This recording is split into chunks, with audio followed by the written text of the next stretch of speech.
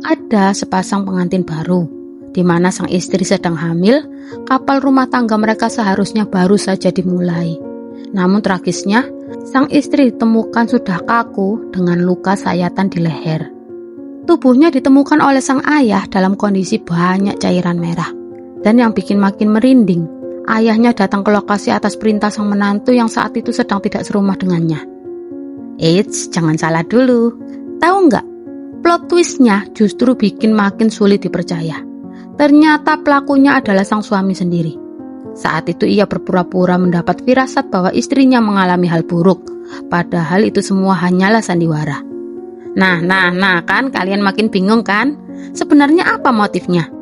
Kenapa seorang suami tega melakukan hal sekeji itu terhadap istrinya yang sedang mengandung?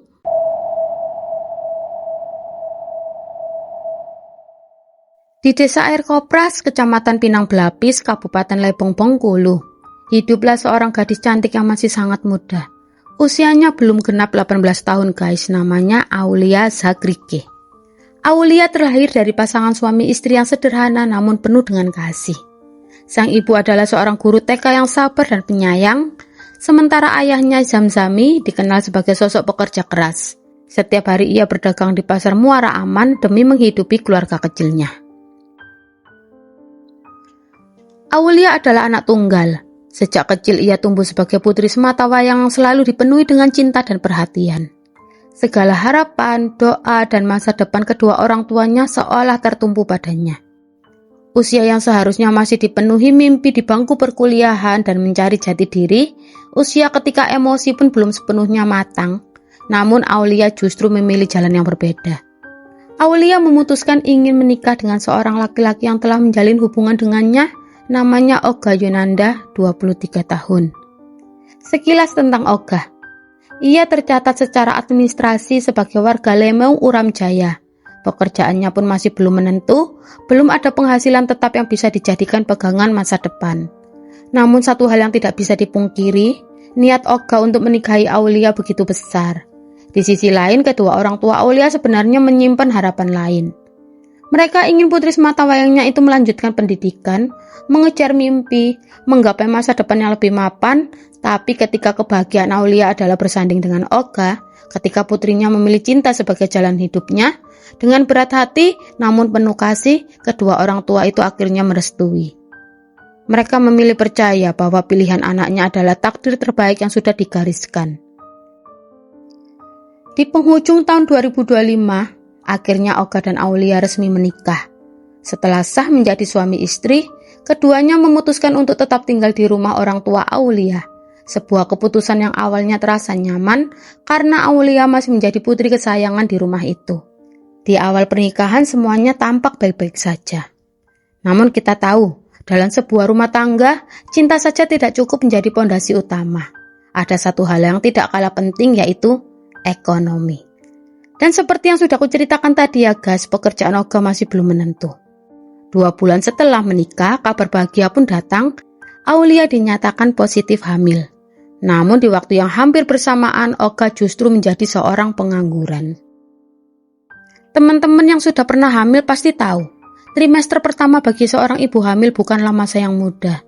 Perubahan hormon, emosi yang naik turun, tubuh yang mudah lelah, semuanya bercampur menjadi satu. Dan sesuai dugaan, rumah tangga Aulia mulai diwarnai percekcokan. Di tengah kondisi Aulia yang sedang berbadan 2, situasi Oga yang tidak lagi memiliki pekerjaan justru menjadi pemicu ketegangan.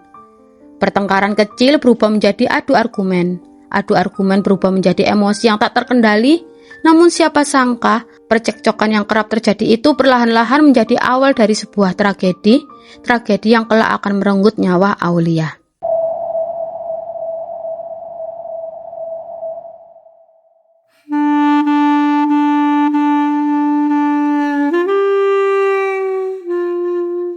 Tragedi ini bermula dari percekcokan yang sudah berlangsung kurang lebih selama 1 bulan. Ketegangan di dalam rumah itu semakin hari semakin terasa. Hal-hal kecil yang dulu bisa ditolerir, kini berubah menjadi bahan pertengkaran. Hingga pada tanggal 3 Februari 2026, saat itu Oga meminta haknya sebagai suami untuk dilayani dalam hubungan suami istri. Namun Aulia menolak.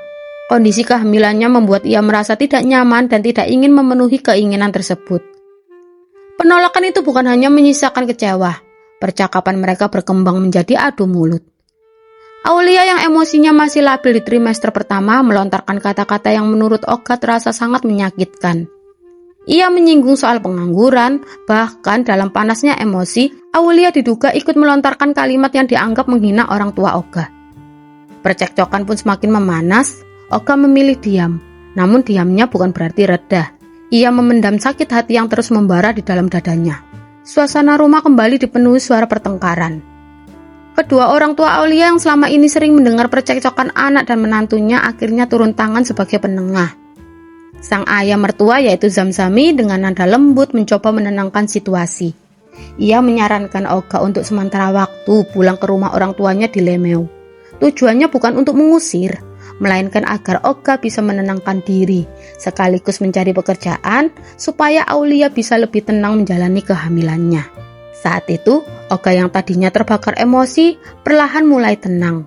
Saran dari ayah mertuanya terdengar masuk akal, dan pada saat itu juga, Olga menuruti perkataan ayah mertuanya. 1 hari, 2 hari, Olga berusaha menenangkan diri di rumah orang tuanya. Meski selama ini rumah tangganya kerap diwarnai adu mulut, rasa rindu pada istrinya perlahan mengalahkan semuanya. Memasuki hari ketiga, rindu itu berubah menjadi dorongan yang tidak lagi ia kendalikan. Ia merasa ingin kembali diperlakukan sebagai suami.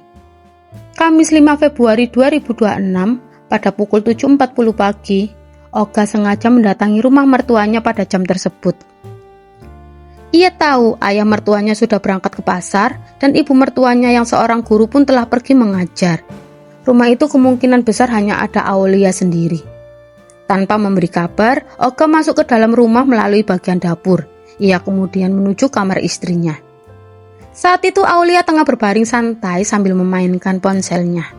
Ketika menyadari kehadiran Olga, Aulia tampak terkejut. Olga kembali menyampaikan keinginannya untuk dilayani sebagai suami, namun Aulia tetap menolak. Penolakan itu kembali disertai kata-kata yang dianggap menyakitkan oleh Olga. Pertengkaran kembali lagi terjadi. Emosi yang selama ini beberapa hari dipendam akhirnya meledak. Situasi berubah menjadi tak terkendali. Olga mendorong tubuh Aulia, namun Aulia tidak tinggal diam. Ia melawan. Tendangan yang ia berikan justru membuat emosi Olga semakin tidak terkendali. Dalam keadaan gelap mata, Olga melakukan tindakan kekerasan hingga Aulia tidak lagi berdaya dan akhirnya pingsan. Alih-alih berhenti, Olga justru menutup wajah Aulia dengan kaosnya dan melilitkan tangannya di leher Aulia. Dalam kondisi yang sudah tidak sadarkan diri, Olga justru merudak Aulia. Sesaat kemudian rasa panik mulai menyelimuti dirinya. Olga sadar jika perbuatannya diketahui keluarga atau pihak berwajib, konsekuensinya akan sangat berat. Ketakutan itu membuatnya mengambil keputusan yang jauh lebih fatal.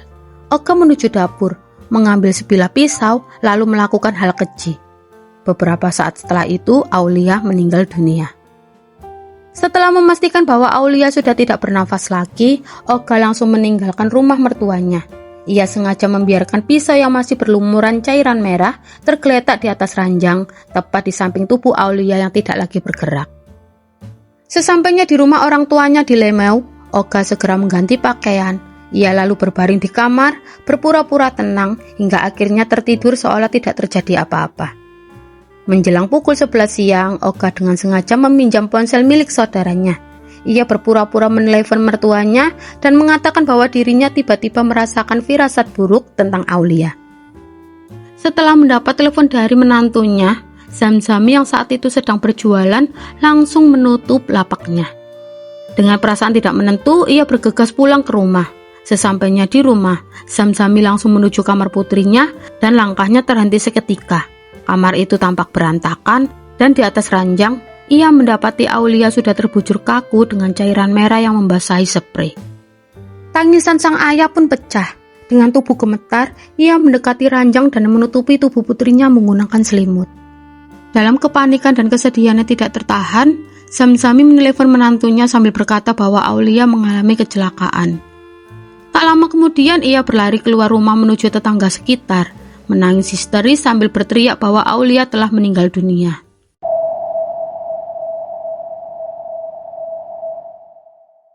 Melihat kepanikan yang dirasakan Samsami, warga segera berbondong-bondong menuju rumahnya. Beberapa di antaranya langsung menghubungi pihak kepolisian dan melaporkan adanya kejadian mengerikan. Mendapat laporan tersebut, jajaran Polres Lebong bergerak cepat menuju lokasi. Disusul tim Inavis dan forensik untuk melakukan olah tempat kejadian perkara. Sesampainya di lokasi, polisi langsung memasang garis pembatas dan mengamankan sejumlah barang bukti. Sementara itu, tim Inavis dan forensik melakukan pemeriksaan luar terhadap jasad korban. Dari hasil pemeriksaan awal, ditemukan bekas lebam di bagian tubuh dan wajah yang mengindikasi adanya perlawanan dari korban, yaitu Aulia. Di area leher juga ditemukan luka sayatan dalam yang diduga kuat menjadi penyebab hilangnya nyawa Aulia. Setelah pemeriksaan awal selesai, jenazah Aulia kemudian dibawa ke rumah sakit untuk keperluan visum dan otopsi sebagai bagian dari kelengkapan berkas penyidikan. Usai mengamankan barang bukti, polisi memulai rangkaian investigasi dengan memeriksa sejumlah saksi. Oga yang sebelumnya mendapat panggilan dari ayah mertuanya tampak datang ke lokasi dan bersandiwara seolah baru mengetahui kejadian tersebut. Ia bahkan menangis sejadi-jadinya di hadapan keluarga dan warga sekitar. Pemeriksaan dimulai dari Samsami sebagai orang pertama yang menemukan korban. Selanjutnya sang ibu yang baru tiba di rumah juga dimintai keterangan, tak luput Oga sebagai suami pun turut diperiksa. Awalnya Oga terlihat percaya diri, ia merasa ceritanya tersusun rapi dan tidak akan terbongkar. Namun insting penyidik berkata lain. Yang masang celana itu bapak. Oh, jadi yang waktu yang nemukan itu waktu ditemukan nggak pakai celana. Nggak pakai celana, kata bapak mertua. Iya. Dia, karena aku kan di Lemeu. Iya. Tahu. Iya. Permasalahannya dia nelpon, nggak kesiko Aulia kecelakaan. Jawaban demi jawaban yang ia lontarkan justru menimbulkan kejanggalan. Beberapa pernyataannya tidak sinkron dengan fakta di lapangan. Kecurigaan semakin menguat ketika hasil pemeriksaan sidik jari pada pisau menunjukkan hanya terdapat sidik jari milik Oga. Ditambah lagi orang tua Aulia mengungkap bahwa rumah tangga mereka kerap diwarnai percekcokan. Meski demikian, polisi tidak buru-buru. Mereka terus menguatkan bukti dan merangkai konstruksi perkara. Hingga akhirnya pada Jumat 6 Februari 2026 sekitar pukul 10 malam polisi mengambil langkah tegas. Saat itu Oga tengah berada di rumah duka. Ikuti takziah di kediaman Aulia. Ia tampak membaur dengan para pelayat seolah menjadi suami yang turut berduka.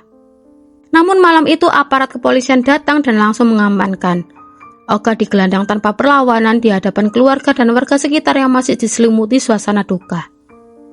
Setelah resmi diamankan dan menjalani pemeriksaan intensif di kantor polisi, tekanan demi tekanan tidak lagi mampu ia bendung. Bukti yang ditunjukkan penyidik membuat Oga tidak berkutik. Akhirnya ia mengakui bahwa dirinya adalah pelaku yang telah menghilangkan nyawa istrinya sendiri. Motifnya dipicu oleh rasa tersinggung dan marah. Ia merasa tidak dilayani sebagai suami, merasa dihina karena statusnya sebagai pengangguran, dan emosinya memuncak ketika istrinya disebut menghina orang tuanya. Atas perbuatannya, Oga dijerat dengan pasal 80 ayat 3 dan 4 junto pasal 76C Undang-Undang Perlindungan Anak karena korban diketahui masih di bawah umur, yakni belum genap 18 tahun.